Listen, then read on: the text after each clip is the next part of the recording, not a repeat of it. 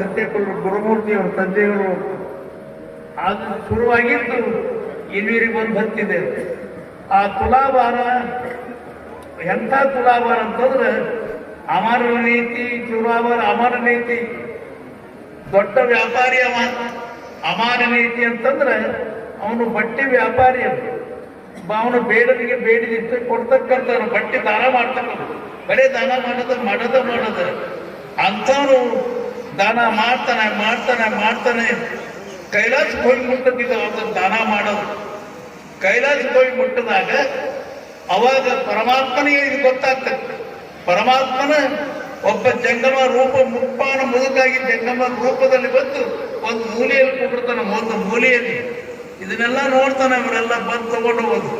ಯಾರು ಎಷ್ಟು ಕೇಳ್ತಾರೆ ಕೇಳಿದಷ್ಟು, ಎಷ್ಟು ಕೇಳಿದ್ರೆ ಅವ್ರು ಇದ್ದಷ್ಟು ಬಟ್ಟೆಯನ್ನು ಕೊಡದ ಈ ರೀತಿ ಅಮರ ನೀತಿ ಏನಂತಾನ, ಏನಪ್ಪ ಇನ್ನೂ ಬರುವಲ್ರಪ್ಪ, ಇನ್ನೂ ನನ್ನ ಕೇಳುವಲ್ರಪ್ಪ, ಅವ್ರು ಕೇಳಿದ್ದನ್ನ ಮುಮ್ಮಡಿ ಅಲ್ಲ ಇಮ್ಮಡಿಯಾಗಿ ಕೊಡ್ತಾರೆ. ತಗೊಂಡು ಹೋಗ್ಲಿಪ್ಪ ಅಂತಕ್ಕಂಥ ಮಾತನ್ನು ಒಳಗ ಪರಮಾತ್ಮನಿಗೆ ಹಿಗ್ತಾರ ಅಲ್ಲಿ ಕುತ್ಕೊಂಡು ಬಹಳ ಆನಂದ ಆಗ್ತದೆ. ಅವನಿಗೆ ಆನಂದ ಆಗ್ತದೆ. ಅವಾಗ ಎಲ್ಲರೂ ಹೋಗ್ತಾರೆ. ಅವಾಗ ಬರ್ತಾನ ಪರಮಾತ್ಮ ಎದುರಿಗೆ ಬರ್ತಾನ. ಬಂದು ಕುಳಿತುಕೊಂಡು ಮುಪ್ಪಾನ ಮುದ್ಕ ಕೈಯಾಗ ಬಡ್ಡಿ ಇಟ್ಕೊಂಡಿದ್ದ. ಬಟ್ಟೆ ಎಲ್ಲ ಏನೂ ಇರುದಿಲ್ಲ. ಕೈಗೊಂದು ಬಟ್ಟೆ ಕಟ್ಟಿರ್ತಾನ.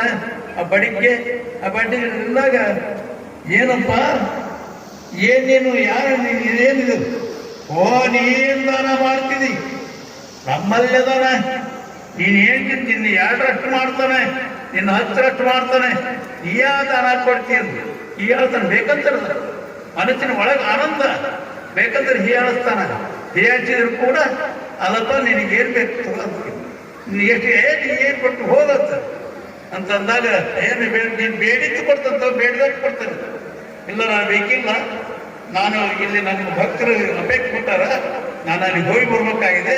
ಇದು ಕಟ್ಟಿರ್ತಕ್ಕಂಥ ಬಟ್ಟೆ ಇದೆ, ಈ ಬಟ್ಟಿನ ನಿನ್ನ ನಿಂತ್ಕೊ, ನಾ ಬಂದ್ಮೇಲೆ ನಾ ಕೇಳಿದ್ಕೊಂಡು ನಾ ಬರ್ತಾನೆ, ವಾಪಸ್ ಬರ್ತಾನೆ, ಬಂದಾಗ ಅದನ್ನು ಕೊಡು ಅಂತಂತಾನೆ.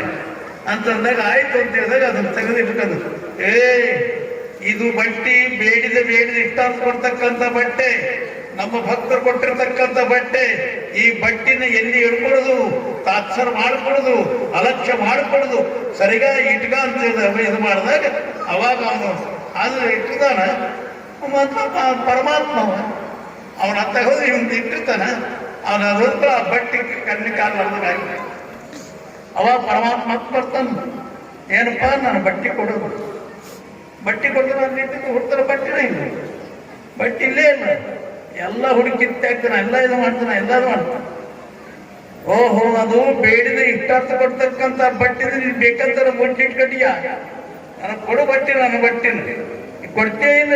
ಜಗ ತೆಗೆದು ಅವರೆಲ್ಲ ಕುಂತವ್ರು ಏನಂತಾರ, ಏನಪ್ಪ ಇದು ನಾವೆಲ್ಲ ಅವನಿಗೆ ನಮ್ಗೆ ಕೇಳಿದಷ್ಟು ಬಟ್ಟೆ ಕೊಡ್ತಿದ್ದ, ನಾವು ಹೇಳಿದ್ದೇನೆ ಬಟ್ಟೆ ಕೊಡ್ತದೆ, ಯಾವ ಬಟ್ಟೆ ಬಟ್ಟೆ ಕೊಡ್ತಿದ್ದ, ನೀವು ನಡುವೆ ಬಂದು ನಮಗೆಲ್ಲ ಬಟ್ಟೆ ಕೊಡ್ಲಾರ್ದ ಮಾಡಿದ ಸಂಜೆ ನಡುವೆ ಅಂತಂದಾಗ ಅವಾಗ ಎಲ್ಲರೂ ಬಂದು ಏನಪ್ಪ ಮತ್ತೆ ನೀವೆಲ್ಲ ಸಮಾಜದವ್ರು ಎಲ್ಲರೂ ಇದ್ದೀರಿ, ನೀವೆಲ್ಲ ಕೊಡ್ಕೊಂಡಿದ್ದು ಏನು ನಿರ್ಣಯ ಕೊಡ್ತೀರಿ?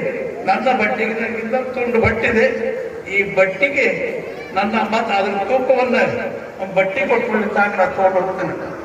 ಅವಾಗ ತಕ್ಕಡಿ ತರ್ತಾರೆ, ತಕ್ಕಡಿ ಇಡ್ತಾರೆ, ತಕ್ಕಡಿ ಇಟ್ಟು ಆ ಬಟ್ಟಿನ ಹಾಕ್ತಾರೆ. ಅವನ ಇದು ಮಾಡ್ತಾರೆ. ಅವನ ಬಟ್ಟೆ ಇಟ್ಟಿದ್ದ ಬಟ್ಟೆ ಎಲ್ಲ ಅಂತ ಇದಿಟ್ಟು ಇರ್ತದೆ, ತುಂಡು ಬಟ್ಟೆ ಅದು ಇಟ್ಟಿದ್ರೆ ಅವನ ಬಟ್ಟೆಗೆ ಆ ತುಂಡು ಬಟ್ಟೆಗೆ ಏನ್ ಮಾಡಿದ್ರೆ ಒಟ್ಟು ಮೇಲೆ ಈ ತೂಕಕ್ಕೆ ಬರೋದೇನ. ಅವಾಗ ಇಡೀ ತನ್ನ ಇದರಲ್ಲಿ ಇರ್ತಕ್ಕಂಥ ಬಟ್ಟೆ ಎಲ್ಲ ಮೇಲೆ ಹೋಗ್ಬಿಡ್ತದೆ.